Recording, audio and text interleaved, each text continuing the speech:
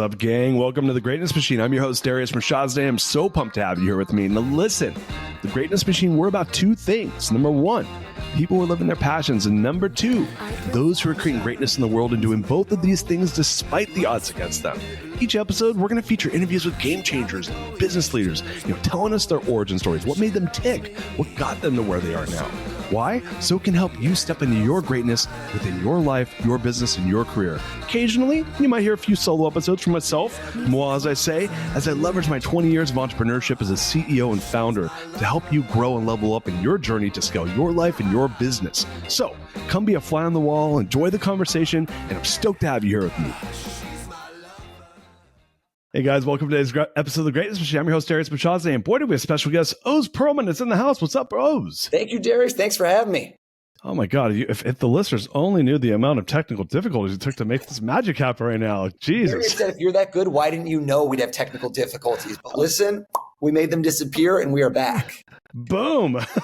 Well, so Oz, I discovered you from a good friend of ours, mutual friend of ours, Hala Taha of the Young and Profiting podcast. I saw you were on there, like blowing her mind.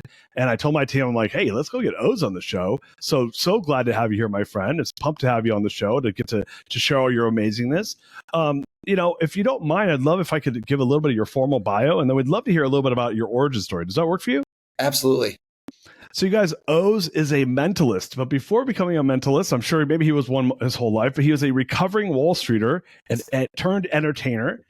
He's a mentalist, magician, and athlete. I was really pumped to hear you're an ultra marathoner. You're a world record holder. You broke the world record for most number of miles ran in Central Park. I don't even know how you come up with something like that, but clearly you did, my friend. Found a way.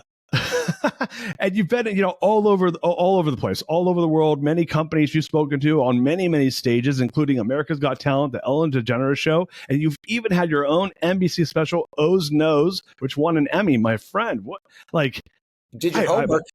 I'm speechless, my friend. I'm speechless. Oz, I would love, I'm assuming that you always had it in you to become this magical person, but I know, like many of us, we end up in these more traditional routes. Right. Tell us a little bit of your origin story, man. I'd love to hear how you got to where you got to. So I'm like first generation immigrant. I became a citizen when I was in my teenage years. I moved to the States when I was 3 years old. And I think it was drilled into me, which is you're going to do well in high school, you're going to do well in college, and you're going to go get a job, right? That's like the American dream. And I honestly never had any, if you would have asked me as a teenager, what do you want to be when you grew up? A magician or mentalist would never have been my response because I didn't know that was an option. Like on the multiple choice, there's like none of the above. Like I never thought that, David Copperfield can do that on TV or David Blaine, but me, Oz Pearlman, I didn't see that as a viable possibility. And so I was always doing this. Like to give you a quick, background, I got into magic when I was 13. I saw a magician on a cruise ship. I was blown away and was just absolutely obsessed from that moment on with learning magic tricks, performing magic tricks, doing card tricks, close-up magic, all different stuff. I did a lot of kids' birthday parties at that age. And I also did a lot of restaurant work. I would go to restaurants, win them over, the manager, did my little sales pitch. And I started working at restaurants where instead of being a busboy, at one restaurant, I was a busboy / magician, but I would also perform tricks for the guests at the tables and, have my little business cards that I self-printed, self-cut out at Kinko's and would hand to people to, in essence, get parties. And that's what I did from age 14 to 17. So when I went to college, and I literally paid for college doing magic. I had another business also, but this was always my side hustle. And it was just the way that I met people, the way that I networked, the way that I would try to pick up girls. Like it was my move was doing magic. I was known as the magician.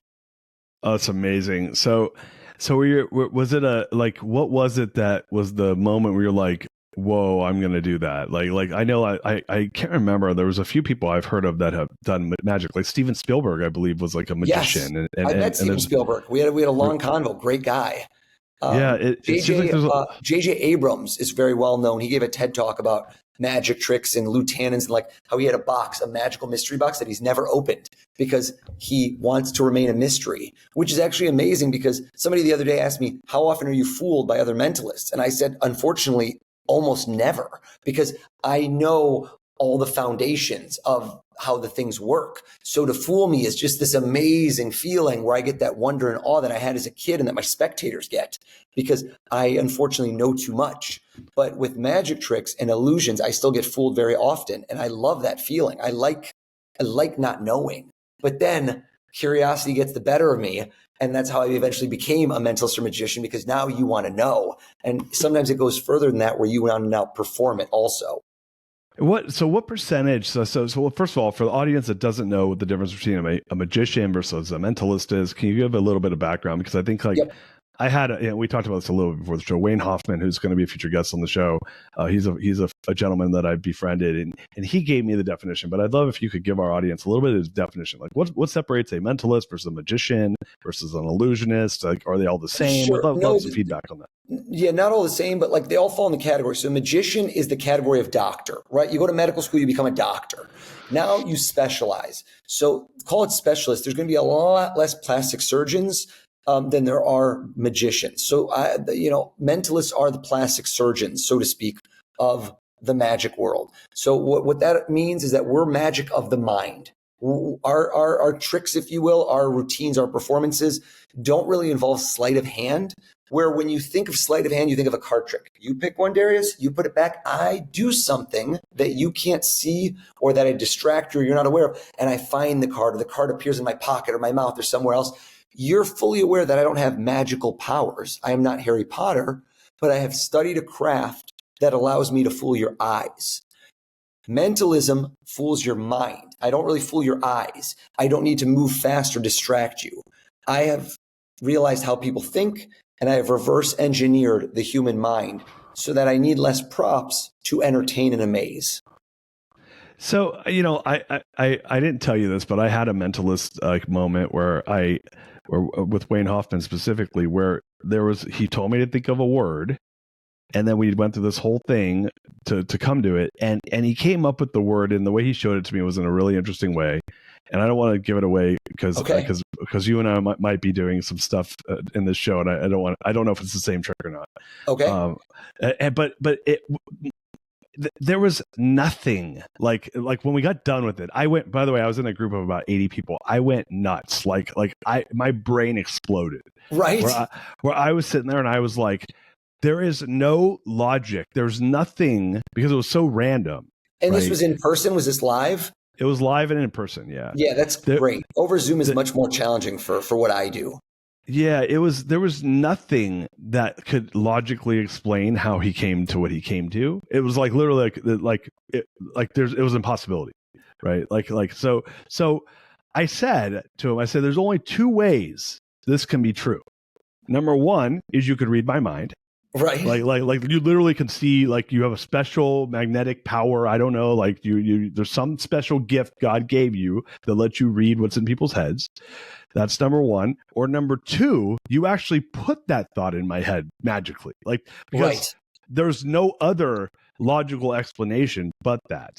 So, tell me a little bit about this, because I swear to God, I was like, those are the most obvious solutions. There's no other solutions that I can think of that make it true. So tell me a little bit about this, because I think number two is much closer to the real reality than number one. That he put it in my mind? In certain ways, yes. Well, or so here's out of your mind in a way that doesn't have to do with actually reading your mind, but looks like it, right? It's the allure of, if you can deceive people to a high enough degree, it looks like the real deal. There's always that phrase that until science catches up, certain things look like magic. Right? Isaac Asimov had that quote where, if you would have done Shazam with a phone 30 years ago, that would have been magic. Now it's not. I'm not saying it's technology based, but we have tools at our disposal and things that we do that you haven't really realized or thought about yet. And so mentalists are always trying to stay ahead of what I would describe as status quo. We're always trying to think of how people would think and kind of use it against them. All right. So I'm just going to tell you, because even when you said that, I'm like, yes, I conceptually understand the little tells and little things and these little nuances. Because he was even showing me, he's sitting there, he's see that person's hands right there, their hands down, that means they're doing this. And he was reading the person, right? So I get maybe you have this acute reading of a human where you can figure out thoughts and words and phrases and propensities for things to be true. And then you can kind of like lead them there because I'm making up what I think that you guys do. Right. So the word I thought of in my head, so audience will appreciate this because I was very like kind of like random in what I said. He's like, think of a word. And I thought of the word Elmira, like Okay. the 1980s sex Dracula. Right.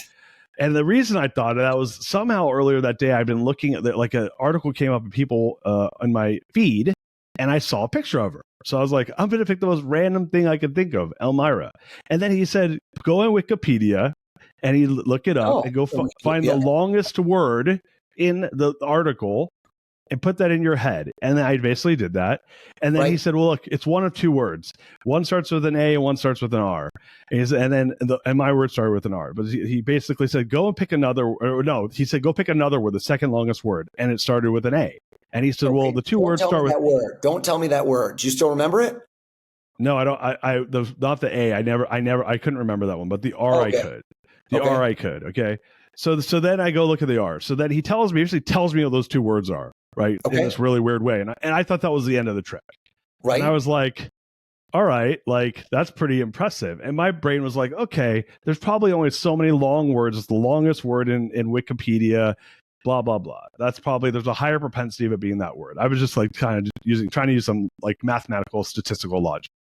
So then he goes, and he writes it on a piece of paper, and then I thought that's the end of the joke. And then he like throws the piece of paper on the table. He's like, "Hey, why don't you check out the piece of paper on the table?" And I grab it. I'm thinking the thing is over. I'm like, "Oh, he didn't really guess the word I thought of." Right. You know? And I open it, and it says Elmira on it. And I'm like, and so excuse my language. I'm like, no fucking way, dude. Like how? Yeah. Like there's nothing. There's no like there's nothing. Like I didn't give this guy anything. So I don't expect you to tell me the trick, but like. Right. How like as a mentalist hearing me say all this, and still this happened 2.5 months ago. I'm like, I don't know, I can't explain it. There's nothing I did. I just sat there, it's great that it had a huge impact. You know that's what we do. We create memorable moments. That's really, and the key word is memorable, which I think is great for anybody in any field. Is try to find a way. It doesn't have to be amazement. That's my ingredient, but to create those memorable moments with people that you meet, so that they remember you and keep talking about you. And honestly, that's a huge secret to success with any career path, right? You could be a salesperson, you could be a teacher. You know, I had 12 different teachers from first grade, 12th grade. Why is it that one of them sticks out to me the most? What did they do that connected with me so much? And I think that's for every entrepreneur or anybody that's, corporate world, whatever world, is how do you stand out from everybody else? And I think that's a mentalist trick, but you can apply that to your life as well. So when you start thinking, I wanted to use that example with you, and I appreciate what you just said, because obviously, someone like yourself or him, you guys are top of your game in this world. Like how does one go from performing magic tricks at parties and then they're 10 or 13 years old to like that level, right? The level you're at right now, where you're on America's Got Talent, when you're on the Ellen DeGeneres show, where you have your own NBC special, where you're blowing people's minds. Like, what is the pathway to that? Because I could tell you a pathway to becoming a doctor. You got to go study biosci. You got to take OChem. You got to take your MCATs. You got to go and apply to a bunch of grad schools. You get into one, then you do 4 years residency, then you do 4 years of specialism to become that plastic surgeon you described. But like there's no like David Copperfield school of magic, I'm assuming. And if there is, I don't doubt if they're going to teach you to actually become David Copperfield. So walk us through that. So, I mean, I can walk you through my journey, but I think that what your listener is going to appeal to them is, at the end of the day, it's if you're in some sort of position, call it a job, call it something in your life where you're looking for more, right? At some point I had a career, and I can't really talk down upon it. I was earning well. I was treated well. Like I had a great job on Wall Street, but was this my calling? I have one life to live. Is this what I want to do for the rest of it? And not only to me, but the people around me, it was clear cut. This is not what you were on this earth to do. And when I finally left, and it took me a few years to kind of get ready and get that point of like, it's always hard to jump in the pool. You could dip your toe in. And for a lot of us, when you have a side hustle, if you have another job or you got bills to pay, you got things that are making it very difficult for you to go for it, to take a leap of faith.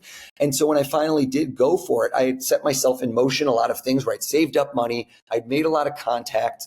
But at the end of the day, when you're doing those, I think that figuring out that path to success There's a lot of ways to get cheat codes along the way. I think seeking out mentors is huge. You just said David Copperfield, this person, how did they get there? They're not unique, right? These people that got to that level, in so many instances, maybe you don't find the person at the top of your field, but you find the person who's you that you want to be in 1 year, 3 years, or 5 years. And in a lot of those instances, I think those people are more than willing to help you if you go about asking them in the right way, which is provide value. Don't just be a take type of person. Try to give. If you can't give money, give compliments.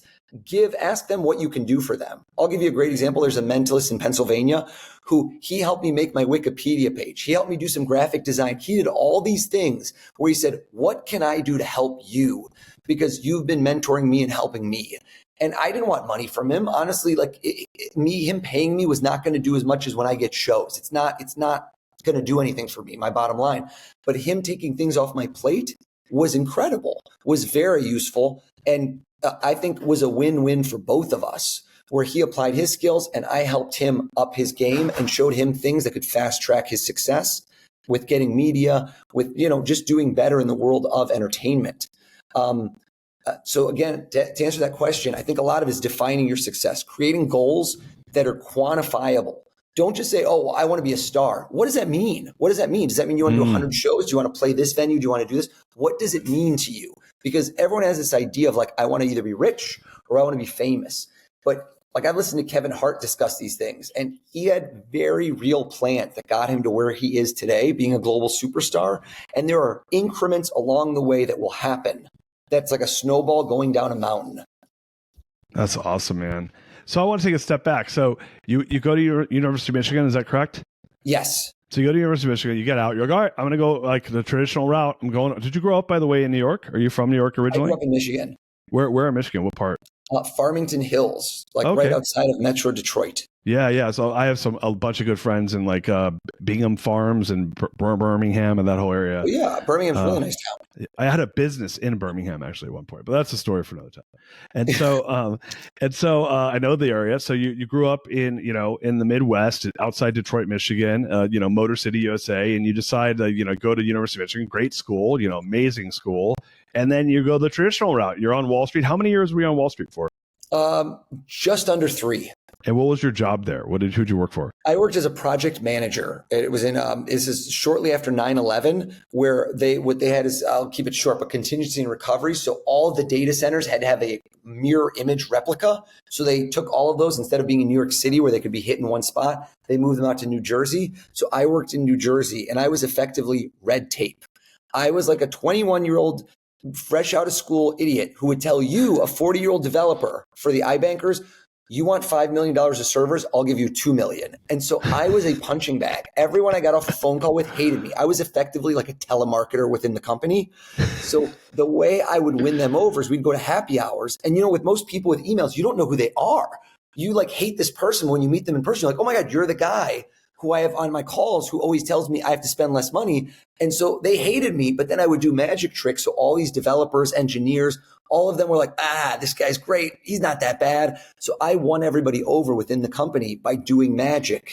And I became, much more popular because of this skill, whereas my position was one that was not liked.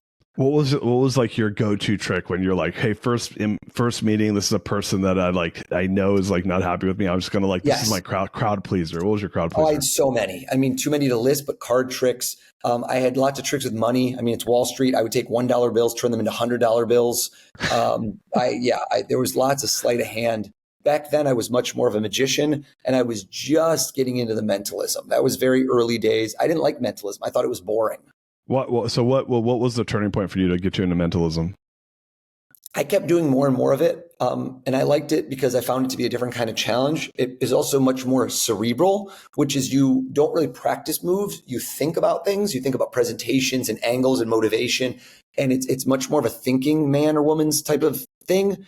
But when you start doing big shows, as I got more and more into doing stage shows instead of just strolling, I'd have to do shows for 200 people, 300 people, 500 people.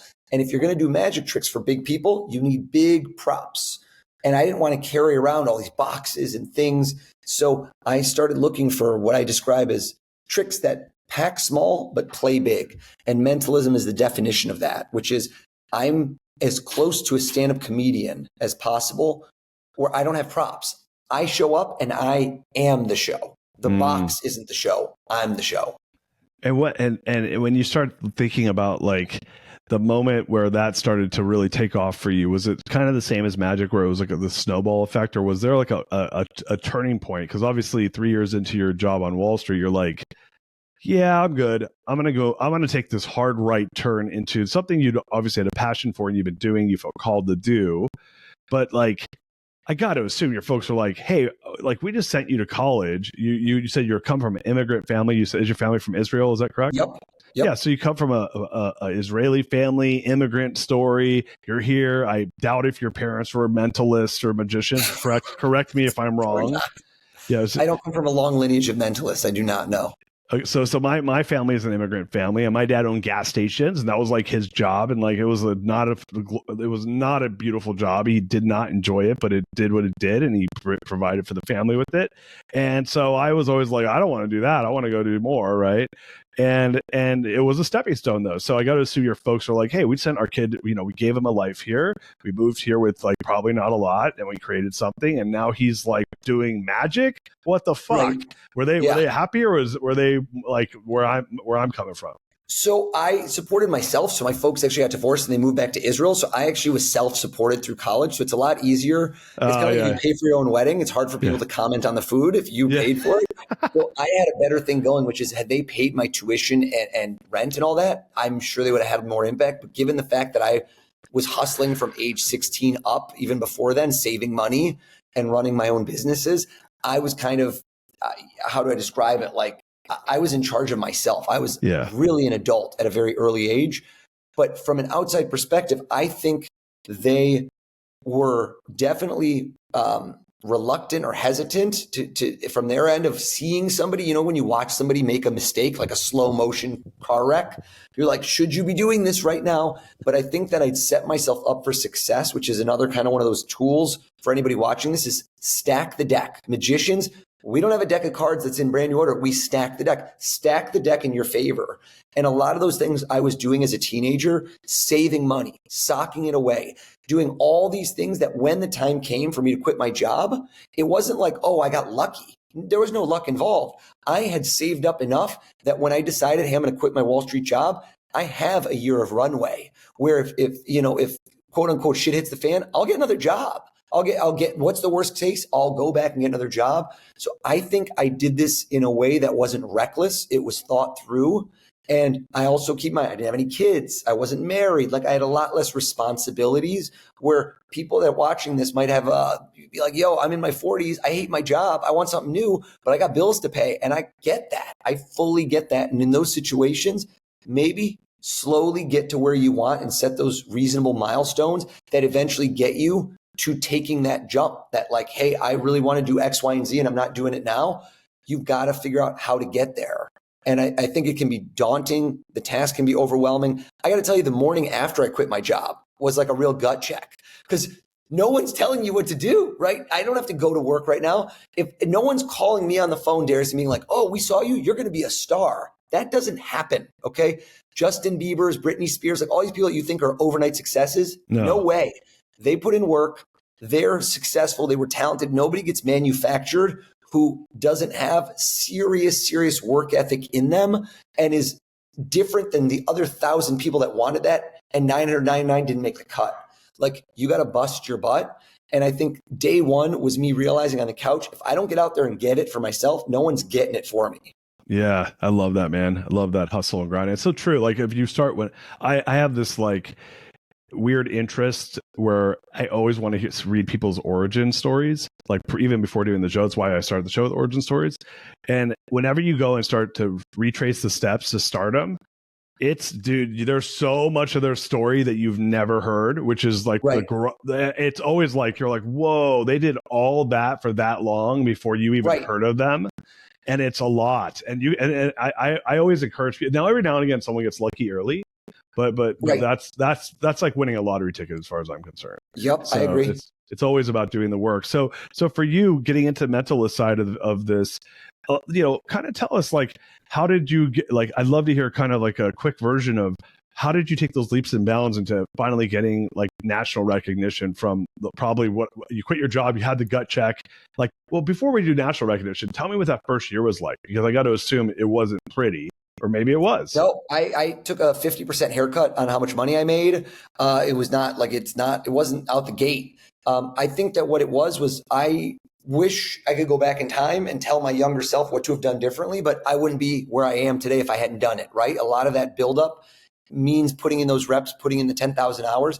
For me, I realized that my sweet spot was those restaurants, but how did I target the restaurants effectively? So restaurants got me gigs. What gigs did I want? At first, I was doing more of like, birthday parties, social events. But then I started realizing my strength is the fact that I come from a corporate background. I worked in Wall Street. I know the lingo. I know the terminology. I'm set up well for success in that world because they like to bring people in that they know are clients and internal people will be comfortable with, right? There's something to be said for the fact that if you fit in well and people like you, they will want to do business with you. People don't like to buy stuff from people they hate, very rarely. So I wanted those corporate events. So now start thinking in your head, work smarter, not harder. If I go to some place like Chuck E. Cheese and perform, I'm never going to meet the CEO of a company who's going to say, oh my God, we have a sales meeting. Let's get you in here. So I started going to those places that have expense accounts that are like steakhouses, Italian restaurants, places where people that are in positions of power with large disposable incomes are at regularly, and that I can create that level of ubiquitous. You want to be there over and over and over so people get to know you, get to build a relationship with you, trust you, and want to use you. And honestly, that's where I started targeting more effectively over those first few years. Also realizing when I go do one of these parties, a lot of the time the person doing the party, the host, is not the one getting everything together. They have an event planner, and that event planner does parties at scale. So what can I do to win them over, to scratch their back and have them scratch my back, right? Have them know I am going to kill it for you every time. Your client will walk up to you and say, where did you find this guy? He's incredible. If I can make you look good, that makes me look good. And so I started winning over these event planners, going to their offices, reaching out to them and doing showcases and trying to get in their roster. And slowly but surely, everybody wants success overnight. It doesn't happen. It took years of me winning these people over, getting these level of events, and just over years, people getting to know me so that when my first big break, call it, if you will, 10 years later was America's Got Talent, I was ready. I was ready to jump from being a local act and regional to a national and international level of performer. And so when you did 8, so obviously you built up, you did the reps, to your point, you did 10 years of work, you put in the hours, you were a considered potentially master or at least a professional in your craft. And AGT is an opportunity for you to go to apply to be on a bigger stage. Like, tell us a little bit about that experience. So yeah, I auditioned. I auditioned multiple times. I didn't get in the first time. So again, try again. Like people that always think, it's like you said, well, I've had people say to me, well, you got on that show, and so it was super easy once you're on. I'm like, hey, buddy, I didn't get on my first time. And then the second time I got there, the line was too long. I waited, and I ended up having to leave because I had a gig, and I was already waiting in line for 6 hours. So at either one of those points, I could have given up. My fear of rejection could have overwhelmed me and just been like, hey, it's not for me. It's not for me. I think the people that you see that do well, they hear no. And to me, that's like a big one. You hear no in my career, and I think not yet. Like my big goals that I still want to achieve, I've heard no's over and over. And it's, to me, that doesn't break through. There's no part of that gets through where people are like, maybe you should try something different. I go, nope, if I want it, I'm going to get it. It just hasn't happened yet. And I'm going to keep working at it. I'm going to keep working at it. And I'm going to find it. And I'm going to attack from a different angle. And I will get there. And I think being relentless and really believing in yourself is huge. It's huge in my career, not only with when I perform on stage, but also huge in the business of show business and in any business. Like every entrepreneur I've ever met, they face major problems and they think, how am I going to fix them? And sometimes they crumble and you pivot and you start something new. And that second, third, or fourth idea is the one that becomes your $1 billion idea. Yeah. But I with AGT, I got on.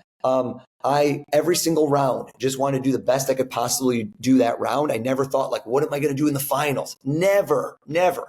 I got through each round and then I planned the next round. And it was a real validating point where every time I got to these next levels and that they loved me and that America was behind me, let me start to believe in myself. Because I think so many of us, we suffer from confidence, right? We don't really believe in ourselves. Right. Well, yeah, it's true. Like you sometimes read that outside, hey, like I see that I'm getting some validation for the work, but you're not going to get that out of the gate, Nope. unless you're like some savant who's just born with a free talent, which is unusual, right? And so if you're like everyone else, which is almost everybody, you got to fail and then fail fast and learn and pivot. It sounds like you did that. How far did you end up getting on America's Got Talent? I got to the finals and I got third place. Oh, that's amazing, man. Congratulations. That's really cool. And so was that kind of like the turbocharge for you getting more national recognition, whether it was Ellen DeGeneres or getting the special on NBC? Tell us a little bit about that. So the way I would describe it is imagine you're making a fire, right? And to make a fire, it's really hard to light the wood at first. But if you pour some gasoline on there, some lighter fluid, boom, it torches. But that lighter fluid burns out. So with a lot of those shows, if you look at America's Got Talent and a lot of the contestants from the past, including winners, look at their career objectively, not subjectively. Look how many major media hits they have 1 year, 2 years, 3 years, and 5 years later. How does their trajectory? Do they keep going up, or do they dip, plateau, and go down? Or it really depends on what they're trying to do. So for me, that was something that gave me the first hit. But then how do you keep it going from there? And that was really the main task at hand. Was I want to continue having national level media, international level, and keep pushing the envelope and doing new things, bigger and better, and also diversifying. So with my field, most people like this. You could do like a Jimmy Fallon maybe. But what I kind of branched out in is in the last 2-3 years, I've been doing a lot with ESPN, which live sports are the #1 segment on TV. Watch. Everything else is going down. Live sports just keeps going up and up and up. They are the gem within all of these major media landscape. Like ESPN is owned by ABC, which is owned by Disney. That's their profit. That's their hub. And so I align myself with that. When it comes to corporate events, I do stuff with CNBC, Fox Business, and all the financial networks. I'm on them regularly. And so what I've done is created content that makes sense to those viewers. It's a game of adaptation. There's no other mentalists that do those things. There's none. And the reason I did is I said, what can I do that would appeal to somebody who's watching a financial network that's about stocks, about interest rates? So when you're watching this, instead of going, who's this guy? What's he doing on here? You're captivated. It's about the subject matter you came to watch, but done in a unique, entertaining, and different fashion. And same thing with football. A lot of these guys you never see when they're not on the field. And when you do, they're like doing their media face. They're doing what they do when they do interviews. Seeing them in awe, in wonder, acting like themselves, acting like they're kids. That's awesome. Fans don't get that side of a lot of these athletes, and that's what I try to bring out in them. I love that, man. So unfortunately, we had a late start, so we only had a few minutes left. I want to honor that you have a hard stop. So 2 questions. Number 1 is what's next for you? And then you had promised that we might be able to do a little bit of Mentalist. Do we have enough time for one of those? I think so. So what's next for me? A lot of big things in the pipe. I just got a book deal with one of the biggest publishers in the world. It's a book I've been working on for the last year. I'm incredibly excited. What it is, in essence, is taking all of the skills that I've learned. I've been kind of reverse engineering the human mind for 30 years and using those tips and tricks for you, right? How do I apply the principles of mentalism, reading people more effectively, and give you that edge for, at work, at home, in your day-to-day life? And all of those types of things where I'm not going to train you to be a mentalist. That doesn't apply to everyone. But like I said, what if you can remember people's names better? What if you can be the most memorable person in the room? What if you can convert leads into sales because you can read people more effectively? It's exactly what I do. And as well as at home, like if you can read the people in your house better. Why is your wife mad at you? Why aren't your kids listening? What if you could get a 10, 15, 20% advantage in every one of those departments? That's what the book is all about. It's taking mentalism and bringing it to the everyday masses with clear-cut skills and kind of success habits. And do you have the name for the book yet, or is it TBD? You don't have the name. I'm torn between 2. Darius, read my mind. We've got 2 titles left, but this thing's going to come out 2025. We're putting the final touches. And if anyone knows how publishing landscape works, this is for next year. Right now, I'm teeing it up. I'm just selling you the sizzle, not the steak. But look for this one next year. It's going to be awesome. All right. When you do your book launch, you got to come do the show again. All right. Oh, for sure. I'm going to be hitting the rounds, Darius. I'm coming back on the greatness machine. All right. You know what? Here's what I want you to imagine. Okay. Yep. Right now, spontaneous. I want everyone to understand, like, there's no way that I can know this because I want you to think of this right now for the first time. Think of somebody either in your family or a friend, just anyone that pops in your mind. Okay. You got someone? Yep. Can we agree that in every possible way that you could imagine, I could not know who you just thought of, right? You did not know who it would be before a second ago, did you? No. Right? How? So when you're asking me how I do these things, you've got to be a little skeptical because look, what happened there is I asked you about something that's publicly available. You're all over the internet. What if I looked it up? I know what people will say afterwards. They go, he must have Googled you, Darius, and you got a unique name, and he must have found out on Facebook. So you know what? Scrap that. I don't want to do something that's possible. I want to do something impossible. I want you to dream big, the future. Imagine that right here in this podcast, I disappear. Can you imagine that? Yep. And suddenly you can interview anyone that's ever lived. So we're going to shift, a little deja vu, dead or alive. If I ask you to think of this person and I ask you to like, look into them, find an interesting fact. Can you picture your person as if he or she is right now in front of you and you are asking them heated questions? Can you see that right now in your mind? Yes. And it could be someone dead or alive. I said to you before, dead or alive, male or female, anyone that's ever lived, correct? Correct. I'm going to tell you right off the bat, I said he or she, and I watched your response. I think you picked a guy. Am I right? Correct. I could tell right away. That's the gender reveal is the easy one. Then I said dead or alive. And let me ask you a question. When you first thought of this person, did you instantly know who you were going to go with? Or were you torn between more than one person? Torn. I know. And I think the first person you were torn with, you go, oh, I think they were both guys. I think the first guy was alive and you said, nah, too easy. I'm going to go with this guy. You switch to somebody that's passed away. You're thinking of a dead guy, aren't you? Yes. And then throughout the course of this, you asked me, can you really read minds? And the answer is no, I can't read minds. I don't have a superpower. I've been practicing for decades. And you said that when you've seen a mentalist before, you thought maybe they put a thought in your head. And I said, that might be right. Because when we started this, we talked about our journey, our stories. Your dad had a gas station. Your dad brought you up. Your origin. I think you're Persian. Is that right? So you've looked back through the history books and looked at where your name came from. And I think you're thinking of Darius the Great, which was a Persian ruler from thousands of years ago. Am I right? Yes. How? Yeah, that's how? How do you guys do this? This is crazy. Yes, that is the one. That is the who I picked, and I picked someone. Oh man, dude, I don't even want to know how. But my mind is blown. I was talking about being blown with Elmira before the show. There's no way you would have thought of that. There was too many options. And by the way, the options I chose before him were other people that were dead that were not Persian.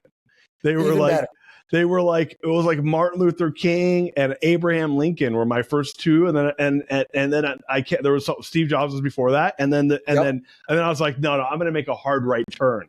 Darius changed his mind 4 times for the record. All right, we'll end on that note. I can't top that. I'm going to leave you in wonder and awe. That's what we do. That's amazing. All right, can we do the greatness question because we got 2 minutes? Sure. All right, yeah. So I started the show. First of all, you blew my mind, man, and I was hoping you would, and you did. So, all right, you ready for this, Oz? Yep. All right. So we always like to ask the greatness question, and it's around people creating greatness in the world. Obviously, you're doing that and continue to do that. We're really pumped to have you here. So what is the number one barrier to creating greatness that you've overcome in your life, and how did you overcome it? I think for me, the number one barrier to greatness has always been not believing in myself. I think that we don't have enough confidence. I've seen it time and again. I've seen it with people at the highest levels. I've met CEOs, I've met heads of state where everybody has that inner monologue that's telling themselves, I'm not good enough. I don't have this. I'm still an imposter, that imposter syndrome where you get to the top and you still think, you know what? They're all going to figure out pretty soon that I don't know what I'm doing. I think nobody knows what they're doing. That's the key that you have to understand. Everyone's figuring out this game of life as they go along. And what differentiates the people at the top and the greatest is the ones who aren't scared of failure, that get right back up and get right back going and testing your mettle and every day seeing what you can achieve. That's kind of the next level. That's what I've done, like with running ultra marathons, is if I'm not suffering, I don't enjoy it. That's why I want to get something out of it. And the barrier to success for me has always been a lack of belief. And as soon as I hear that voice in my head, I turn it off. I just flip that switch. I still use it. You don't want to be overconfident or reckless, but I tell myself that no, I can do this, because if I'm cheering myself on, if you start believing it, then it can actually happen. If you don't believe it, it's never going to happen. You want to win the lottery? Buy a lottery ticket, right? You got to be your own lottery ticket. You're never going to buy it just sitting at home. Oz, man. One last question. Anyone that wants to learn how to do what you just did, what's the first book they should read? If The first book is always magic related. You want to learn magic because magic is the foundation. So I would go, there's a great website called penguinmagic.com. If you're really into it, pick up a book. Books are even better than videos. I wouldn't go to YouTube. Half those people don't know what they're doing. Pick up a book at penguinmagic.com and start to learn magic tricks, start to perform for people around you. Get that high when people react and love it and like are blown away, and then build from there. Learn 1 or 2 tricks. It will set you apart in life. Anything you do in life, if you know a couple magic tricks, you can break through. You can even transcend language barriers. I've been in countries where I don't speak a lick of their language, and I create that awe and wonder and make new friends. I love that, man. So for anyone that wants to learn more about you, I know you got to run, but where can they learn more about all things Oz Pearlman? Social's the best. So it's at Oz the Mentalist. It looks like Oz. So at OZ the Mentalist, Instagram, Facebook, X. And then my website is ozpearlman.com, OZPEARLMAN.com. Oz, you the man, my friend. Appreciate you so much. I can't believe you did that. Keep spreading that greatness, Darius. Thanks so much. All right, brother. Peace out. Take care. Bye. You are listening to The Greatness Machine, and that's a wrap for today. Listen, if you love what you heard, subscribe to the show on whatever podcast platform that you're tuning in on, so that you don't miss any of our future episodes. We have tons of great people coming on, and we're stoked to have you here to enjoy it with us. Leave us a review. Tell us what you love most about this particular episode. We love getting the reviews. We love to see what you guys love most. And if this particular episode, made you think of someone who's leveling up in their business and in their life, print screen, share it with them.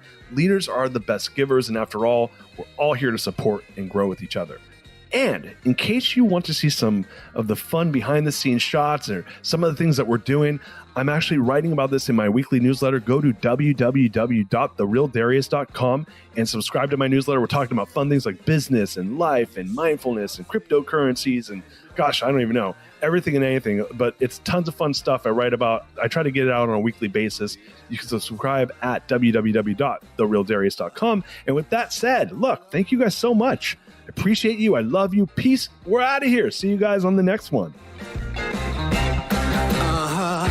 She's my lover.